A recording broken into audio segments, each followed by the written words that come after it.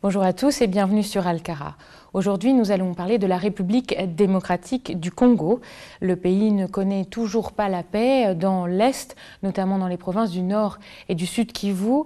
Depuis cet été, un mouvement dénommé le M23 a notamment agi dans la région de Goma, un mouvement qui accuse le gouvernement central de Kinshasa de ne pas assez faire pour les intérêts du peuple congolais. Alors ce mouvement a été accusé à plusieurs reprises par des rapports d'experts des Nations Unies de commettre des crimes et d'être soutenu aussi militairement par ces pays voisins du Congo, dont le Rwanda et l'Ouganda. Donc pour revenir sur les enjeux dans cette région, nous recevons aujourd'hui Anicet Mobé, historien et chercheur en sciences sociales. Monsieur Mobé, bonjour. Bonjour madame. Merci d'être avec nous.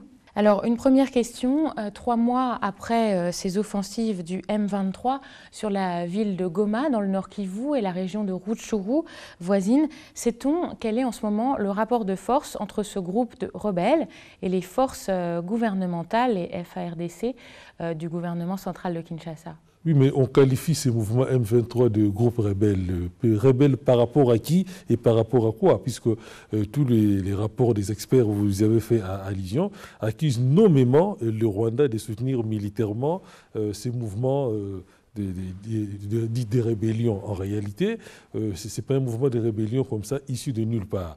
Je pense que le Congo continue encore à payer les contentieux nés entre le Congo, le peuple congolais et le pouvoir politique, d'une part du Rwanda et de l'Ouganda, entre 1996 et 1998, lorsque, déjà à cette époque, le Rwanda et l'Ouganda avaient fomenté une rébellion, entre guillemets, c'est-à-dire les fameux AFDL, c'est-à-dire un mouvement contre les régimes de Kinshasa, qui en réalité, c'était l'armée rwandaise qui a pris le pouvoir au Congo.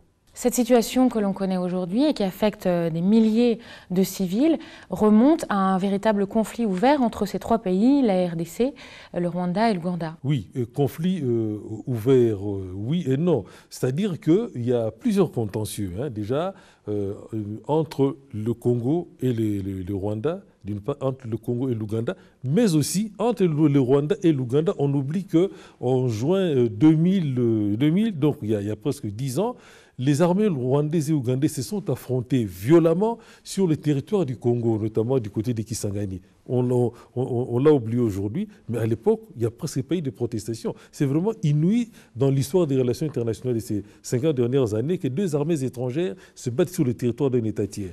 Donc, je pense qu'au début, notamment en 1996-1997, sous prétexte d'aller éradiquer, détruire les camps de réfugiés rwandais qui se sont installés au Congo, le Rwanda finalement en a profité pour renverser les régimes Mobutu. Bon. De là jusqu'ici, le Rwanda, compte tenu de son potentiel militaire, a des moyens de pouvoir confisquer les champs politiques au Congo, qui fait que, en dépit des élections dites démocratiques, ce problème du Rwanda, du Nord Kivu, du Sud Kivu, n'est toujours pas résolu. Donc, parce que le pouvoir de Kinshasa est point et main lié, en tout cas, les régimes du Rwanda exercent un grand ascendant sur le président Joseph Kabila.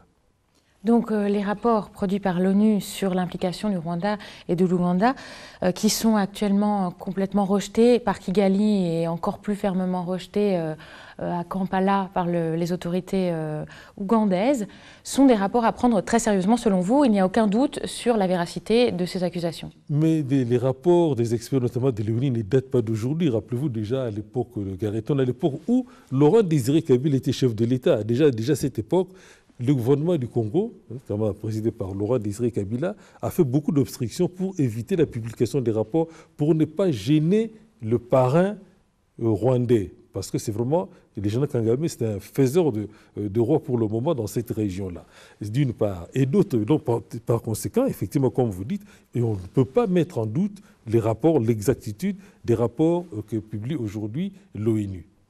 Alors, est-ce qu'on peut essayer de comprendre ensemble quels sont les intérêts du Rwanda dans l'est de la RD Congo? Les intérêts sont multiples. D'abord, il y a les intérêts géopolitiques. Quand je vous dis, quand le Rwanda s'affronte avec l'Ouganda sur le territoire du Congo, ce sont des rivalités pour qui sera le leader de la sous-région.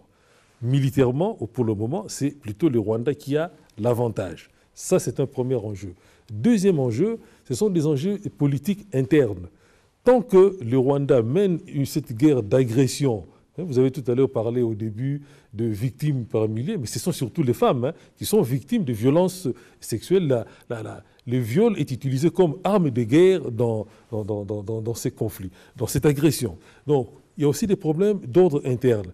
Tant que et l'Ouganda et le Rwanda mènent des opérations militaires au Congo, ça permet à ces deux pouvoirs de taire le problème aussi sérieux interne chez eux, parce que ce ne sont pas des démocraties, loin de là, bien au contraire.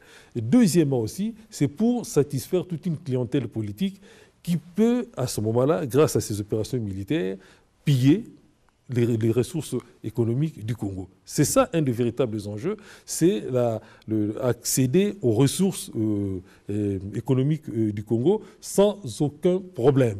Et évidemment, autre enjeu, c'est que le Rwanda a tout intérêt à pouvoir régenter la constitution de l'échiquier politique au Congo. Rappelons-nous que 96-97, où le Rwanda et l'Ouganda unis fabriquent l'AFDL, c'est-à-dire un paravent pour chasser Mobutu du pouvoir. Deuxièmement, en 1998, lorsque le président Laurent Désiré Kabila demande à l'armée rwandaise de se retirer, à ce moment-là, le Rwanda fabrique un autre mouvement de rébellion, le fameux RCD, qui va se diviser.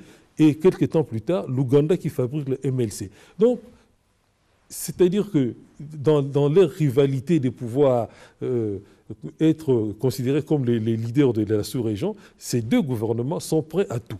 Merci beaucoup, Anicet Mobé. Je rappelle que vous êtes historien et chercheur en sciences sociales et vous êtes notamment membre du comité de rédaction de la revue L'Année francophone internationale, dont voici le dernier exemplaire.